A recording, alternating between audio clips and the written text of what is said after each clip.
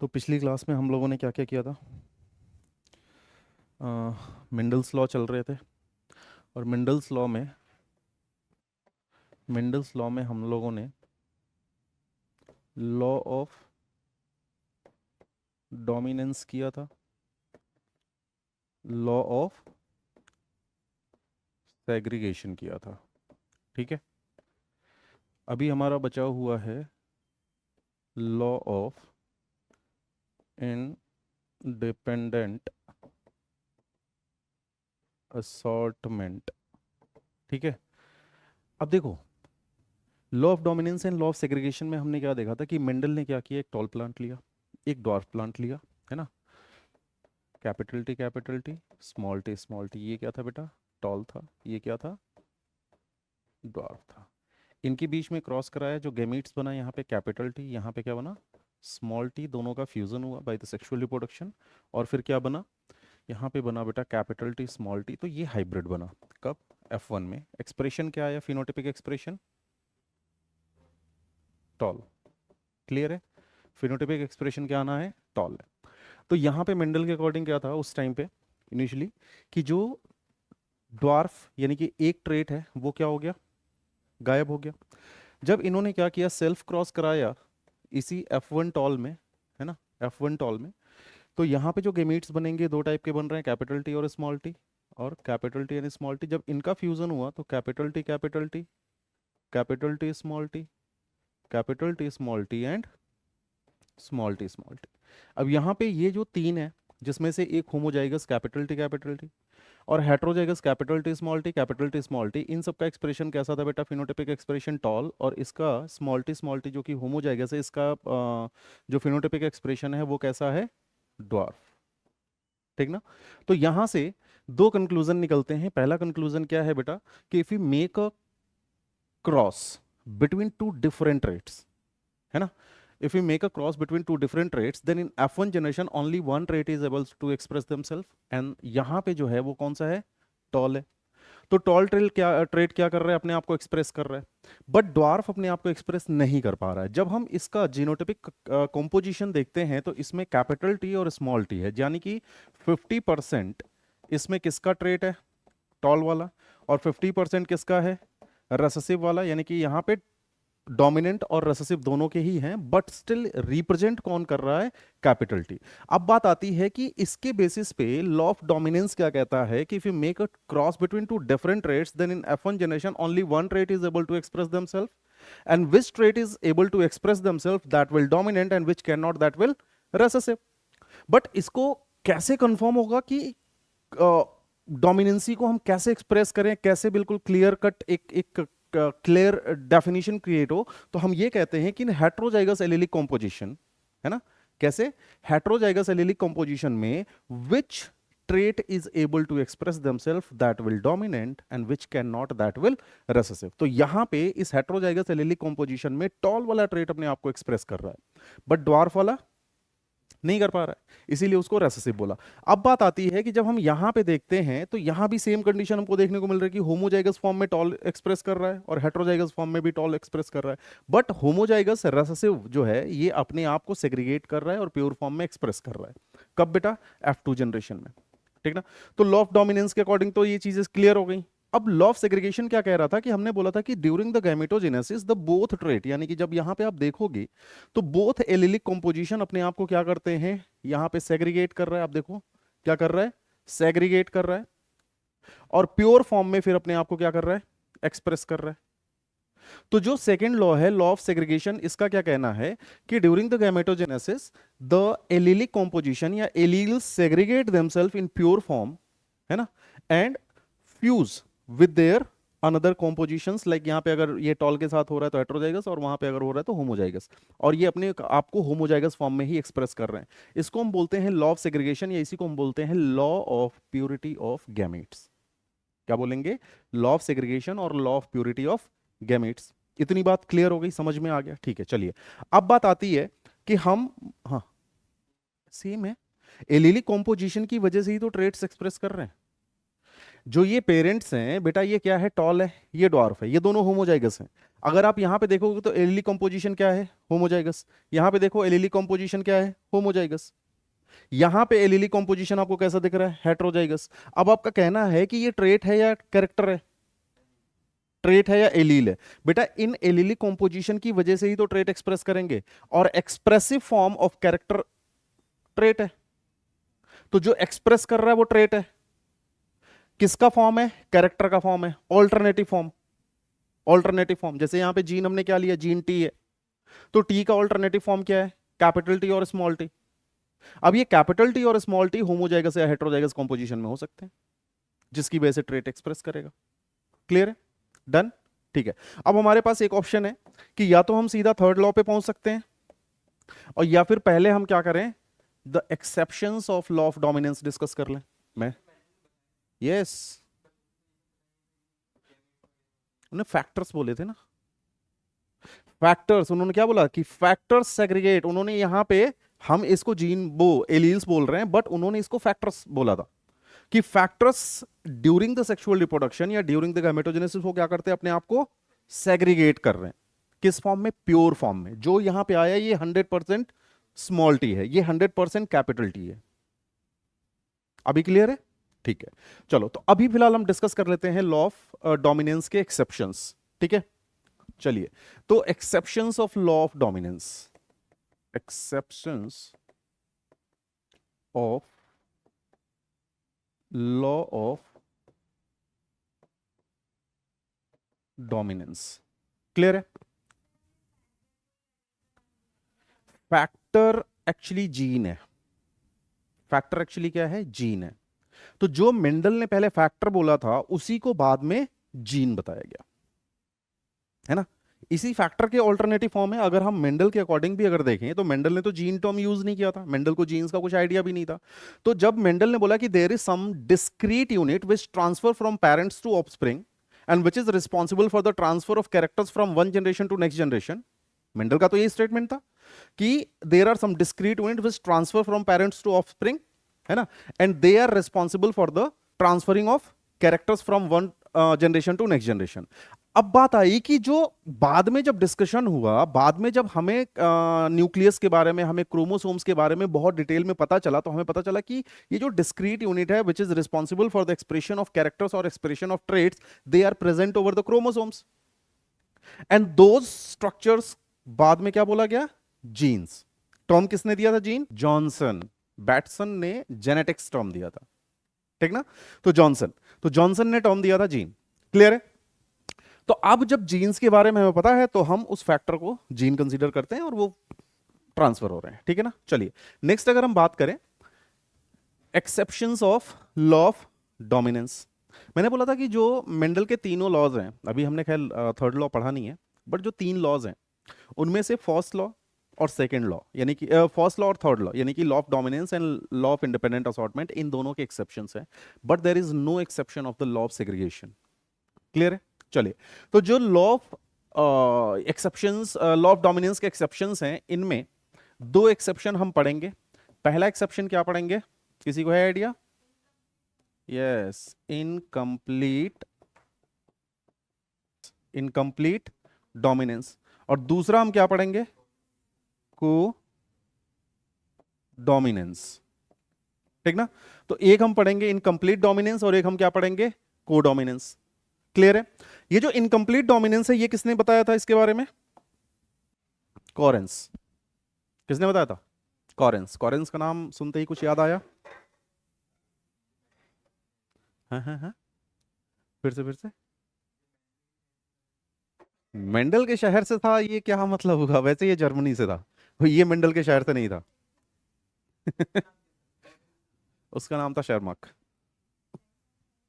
ठीक ना, ये जर्मनी से थे। कॉरेंस ने ही मेंडल के लॉ ऑफ इंडिपेंडेंट असॉर्टमेंट को प्रॉपरली डिजाइन किया है जो आज की डेट में हम पढ़ते हैं, ठीक ना। तो बेसिकली जो हम बात कर रहे हैं कॉरेंस की, इन्होंने ही मेंडल को बाद में फादर ऑफ जेनेटिक्स बोला था, ठीक है ना। और इन्होंने ही लॉ ऑफ डोमिनेंस के एक्सेप्शन भी बताया था जिसको हम बोलते हैं इनकम्प्लीट डोमिनेंस। तो पहले हम इनकम्प्लीट डोमिनेंस पढ़ लेते हैं, ठीक ना।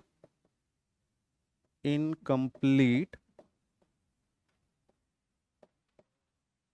डोमिनेंस, ठीक ना, इनकम्प्लीट डोमिनेंस। देखो नाम से ही समझ में आ रहा है कि डोमिनेंसी तो होगी, बट क्या कंप्लीट होगी? अच्छा, मेंडल के केस में क्या था कि मेंडल के केस में ऐसा था कि डोमिनेंसी हो रही है और 100% हो रही है, लेकिन अगर हेट्रोजाइगस एलीलिक कॉम्पोजिशन है like capital T small T, तो इसमें जो टॉल एक्सप्रेशन आ रहा है, जो भी फिनोटाइपिक एक्सप्रेशन आ रहा है वो टॉल आ रहा है, यानी कि टॉल कंप्लीटली डोमिनेट कर रहा है ओवर द ड्वार्फ। टॉल जो है वो कंप्लीटली डोमिनेंस कर रहा है किसके ऊपर? ड्वार्फ के ऊपर, यानी कि दोनों ट्रेट्स में से खाली एक ट्रेट एक्सप्रेस कर पा रहा है। क्लियर है? तो मेंडल के according there is no blending, यहां पे कोई ब्लेंडिंग नहीं होनी चाहिए थी, ठीक है ना। बट हुआ क्या कि जब हम कॉरेंस की बात करते हैं तो इन्होंने एक फ्लावर लिया, फ्लावर का क्या नाम था? हाँ, एंटीराइनम स्नैप ड्रैगन, ठीक ना। एक और प्लांट होता है जिसका नाम होता है मिराबिलिस जलापा, 4 o'clock प्लांट बोलते हैं, ठीक ना। इनमें क्या था बेटा? इनमें जो फ्लावर का कलर है, फ्लावर कलर, ये दो है, एक क्या है रेड और एक क्या है व्हाइट। अब जो हम बात करते हैं कि इन नॉर्मल कंडीशन जो रेड है ये डोमिनेंट है और व्हाइट जो है वो रेसेसिव है। क्लियर है? तो जो रेड कलर है वो कैसा रहता है? डोमिनेंट रहता है, और व्हाइट कलर क्या होता है? रेसेसिव रहता है। तो अगर हम लॉ ऑफ डोमिनेंस की बात करें तो जब इनके बीच में हम क्रॉस कराएंगे तो F1 जनरेशन में क्या आना है? रेड आना है। क्लियर है? बट नहीं होता है। यस, यही तो लॉ ऑफ इनकम्प्लीट डोमिनेंस कहता है। तो होता क्या है कि जब हम बात करते हैं कि इन्होंने क्या किया बेटा, रेड फ्लावर लिया और व्हाइट फ्लावर प्लांट लिया, तो रेड फ्लावर प्लांट और व्हाइट फ्लावर प्लांट के बीच में जब इन्होंने क्रॉस कराया तो इनको F1 जनरेशन में जितने भी प्लांट मिले उनके फ्लावर्स कैसे आए? पिंक। कैसे आए? पिंक आए। तो इनका ये कहना था कि भाई डोमिनेंसी तो नहीं हुई, या फिर हुई तो कंप्लीट नहीं हुई। क्लियर है? डोमिनेंसी या तो हुई नहीं हुई तो कंप्लीट नहीं हुई, ठीक है ना। तो अब देखते हैं कि ये पूरी तरीके से किस तरीके से हम इसको एक्सप्लेन करते हैं। तो मैंने बोला कि एक क्या है बेटा रेड फ्लावर और एक क्या है व्हाइट फ्लावर। अब देखो रेड फ्लावर जो है इसके लिए जीनोटाइप, क्योंकि होमोजाइगस से स्टार्ट करना है, क्योंकि जो भी प्रोसेस हम स्टार्ट कर रहे हैं प्योर लाइन से स्टार्ट कर रहे हैं, तो यहां से किससे स्टार्ट करना है? होमोजाइगस से। तो कैपिटल आर कैपिटल आर, और ये रेसेसिव जो है इसके लिए क्या रहेगा? Small R small R. जब इनके बीच में क्रॉस होगा तो यहां पे जो गैमीट बना वो बना कैपिटल आर, और यहां पे जो गैमीट बना वो क्या बना? स्मॉल आर, ठीक है ना। दोनों के बीच में क्रॉस हुआ और फाइनली जब फ्यूजन हुआ तो कैपिटल आर स्मॉल आर। अब अकॉर्डिंग टू मेंडल यहां पे इसका कलर क्या होना चाहिए था हेट्रोजाइगस एलीलिक कॉम्पोजिशन में? ईदर ऑफ पेरेंट का एक्सप्रेशन आना चाहिए था। अगर हम बात करें कि इस कॉम्पोजिशन के हिसाब से मेंडेलियन थ्योरी क्या कहती है कि ईदर ऑफ पेरेंट का कैरेक्टर या ट्रेट एक्सप्रेस होना चाहिए, बट यहां पे क्या हुआ बेटा? F1 में पिंक कलर आया। कैसा आया? पिंक। यानी कि F1 में जितने भी फ्लावर्स थे उनका कलर कैसा था? पिंक था। तो यहां पे मेंडेलियन थ्योरी क्या उसमें है, इफेक्टिव है? नहीं। अब इन्होंने क्या किया, सोचा चलो आगे थोड़ा बढ़ के देखते हैं। तो इन्होंने क्या किया? क्रॉस कराया, self cross, capital R small R, यानी कि जो F1 यानी कि जो पिंक है उसी के बीच में ये क्या था बेटा? F1 का। इनके बीच में जब क्रॉस कराया तो यहाँ पे गैमीट्स कितने बनेंगे? कैपिटल आर और स्मॉल आर। यहाँ पे क्या बनेंगे? कैपिटल आर और स्मॉल आर। और जब इसमें फाइनली फ्यूजन हुआ तो कैपिटल आर स्मॉल आर, फिर sorry sorry sorry capital R, फिर कैपिटल आर स्मॉल आर, फिर capital R small R, and finally small R small R. अब ये जो होमोजाइगस कैपिटल आर है इसका एक्सप्रेशन कैसा था? रेड। ये जो कैपिटल आर स्मॉल आर के हेट्रोजाइगस एलीलिक कॉम्पोजिशन है इसका क्या एक्सप्रेशन रहेगा? पिंक। और ये वाला क्या रह गया? व्हाइट। अब एक बात बताओ बेटा, एक बात बताओ, ये F2 जनरेशन है, कौन सा है? F2 generation. अब यहां पे अगर हम बात करें तो according to Mendel F2 generation में रेशियो क्या होना चाहिए था? ठीक है ना। होना क्या चाहिए था? फिनोटिपिक रेशियो, फिनोटिपिक रेशियो होना क्या चाहिए था? 3:1। बट क्या ऐसा हुआ? नहीं। तो क्या आया? 1:2:1। ये हो गया फिनोटिपिक। जीनोटिपिक सेम रहेगा, वहां भी 1:2:1 रहता है, यहां भी 1:2। तो यहां पे फिनोटिपिक एंड जीनोटिपिक, जीनोटिपिक दोनों ही रेशियो कितने आते हैं? 1:2:1, यानी कि 1:1 का रेशियो दोनों कंडीशन में हमको देखने को मिलेगा, चाहे हम फिनोटिपिक की बात करें चाहे हम जीनोटिपिक की बात करें। क्लियर है? कोई कंफ्यूजन यहाँ पे? इसको अगर हम किस में लेके जाएं, लाइक पुनेट स्क्वायर के फॉर्म में, तो पुनेट स्क्वायर के फॉर्म में कैसे रहेगा कि capital R small R capital R small R, fusion हुआ कैपिटल आर स्मॉल आर, ये क्या हुआ? पिंक हुआ। ठीक ना? कौन था? F1 में। अब इससे जब गैमीट्स बनेंगे, इसका जब क्रॉस होगा तो कैपिटल आर स्मॉल आर, इनके बीच में गैमीट्स क्या बने? Capital R small R capital R small R. और जब हम इसको पुनेट स्क्वायर के फॉर्म में ड्रॉ करेंगे तो क्या होगा कि एक तरफ हमने मेल कंसीडर किया, एक तरफ हमने फीमेल कंसीडर किया, गैमेट था कैपिटल आर स्मॉल आर, इधर क्या था? Capital R small R capital R capital R capital R small R capital R small R and small R small R. Ratio क्या आ रहा है भाई? 1:1 का। कितना आ गया? 1:1। ये phenotypic and genotypic both ratio है।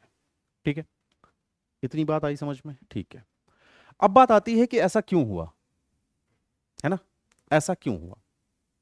ठीक है, तो इसका जो एक्सप्लेनेशन है, क्वेश्चन वहां से भी बनता है। पहले तो नॉर्मली यहां से क्वेश्चन बनता है, और क्या क्या क्वेश्चन बनता है? क्वेश्चन ये बनता है इनकम्प्लीट डोमिनेंस से कि पहले ये किसका एक्सेप्शन है, तो ये है लॉ ऑफ डोमिनेंस का एक्सेप्शन। ठीक। दूसरा, इनकम्प्लीट डोमिनेंस के बारे में किसने बताया था? तो इनकम्प्लीट डोमिनेंस के बारे में बताया था कॉरेंस ने। ठीक ना? और कॉरेंस ने किस पे? एंटीराइनम स्नैपड्रैगन या फिर मिराबलेस पे इसकी बात करते हैं। इसमें रेड और व्हाइट कलर के फ्लावर्स थे। ठीक है, फिर आता है इसका रेशियो क्या होगा? Phenotypic and genotypic. तो जब हम फिनोटिपिक और जीनोटिपिक रेशियो की बात करते हैं तो ये दोनों ही क्या होते हैं बेटा? 1:1। ठीक है, अब बात आती है कि इसका एक्सप्लेनेशन क्या है। ठीक है, तो इसका जो एक्सप्लेनेशन है वो क्या कहता है? तो इसमें तीन कॉम्पोजिशंस डेवलप हो रहे हैं। पहला क्या हो रहा है बेटा? Capital R homozygous. फिर क्या हो रहा है? Capital R small R heterozygous and small R homozygous. ये तो तीन चीजें बन रही हैं। अब एक बात बताओ, इसका एक्सप्रेशन कैसा था?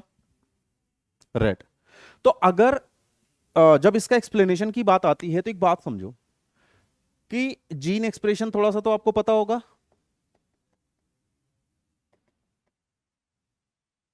जीन एक्सप्रेशन थोड़ा सा पता होगा। जीन एक्सप्रेशन में क्या था भाई? डीएनए। डीएनए से क्या बन रहा है? आरएनए। और आरएनए से क्या बन रहा है? प्रोटीन। और ये प्रोटीन क्या बनाते हैं?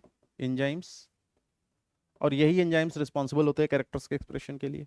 ठीक है, आप समझो कि जैसे बोला कि जो जीन आर है, जीन आर है, ठीक है ना? यहां पे जीन कौन सा है? आर। अब इस आर का ऑल्टरनेटिव फॉर्म क्या है? कैपिटल आर और स्मॉल आर। अब जो जीन आर है, अगर ये होमोजाइगस फॉर्म में है, होमोजाइगस फॉर्म में है, ठीक है ना, तो ये एक प्रोटीन बनाता है। क्या करेगा? प्रोटीन बनाएगा, यानी कि ट्रेट का एक्सप्रेशन करेगा। बात समझ में आ रही है? प्रोटीन बनाएगा, और इस प्रोटीन की वजह से जो एंजाइम बना, इसने कौन सा कलर प्रोवाइड कराया? रेड।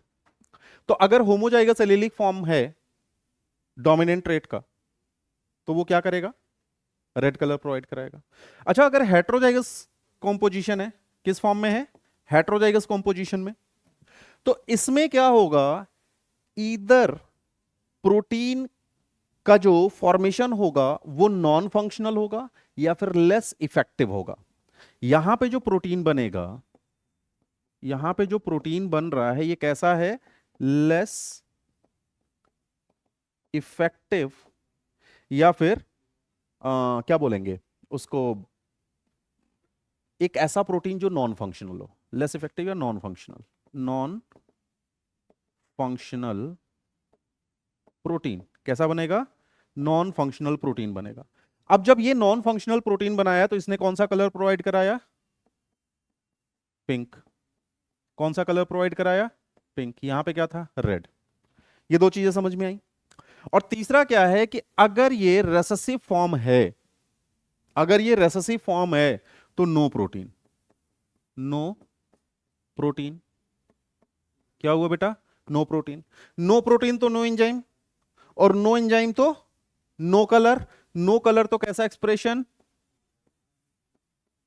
वाइट। कैसा एक्सप्रेशन? वाइट। तो एक्सप्लेनेशन समझ में आया कि जो जीन है जब होमोजाइगस फॉर्म में रहेगा तो ये क्या करेगा? एंजाइम प्रोड्यूस कर रहा है, और इस एंजाइम की वजह से कौन सा कलर आ रहा है? रेड। इसमें क्या हो रहा है बेटा? लेस इफेक्टिव, लेस इफेक्टिव, या फिर non functional protein. Non functional protein तो कैसा कलर? पिंक। और यहां पे नो प्रोटीन, नो प्रोटीन या no enzyme at all, no enzyme at all. और अगर नो एंजाइम तो कौन सा कलर? वाइट। क्लियर है? अब बताओ बेटा, इनकम्प्लीट डोमिनेंस आया समझ में? क्या होता है इनकम्प्लीट डोमिनेंस में? कि अकॉर्डिंग टू मेंडल क्या था कि when we make a different cross when we make a cross between two different traits, then in F1 generation only one trait is able to express themselves, और वो trait कौन सा था? parental trait। ठीक है ना? बट इनकम्प्लीट डोमिनेंस में क्या हो रहा है कि if we make a cross between two different traits, then there is a expression of non parental trait जो किसी भी पेरेंट में नहीं है, या फिर हम कह सकते हैं कि लेस इफेक्टिव डोमिनेंस। कैसा दिख रहा है? Less effective dominance, and that's why this is known as the incomplete dominance. क्या कहलाएगा? Incomplete dominance. क्लियर है? डन? ठीक है। एक नेक्स्ट जो है वो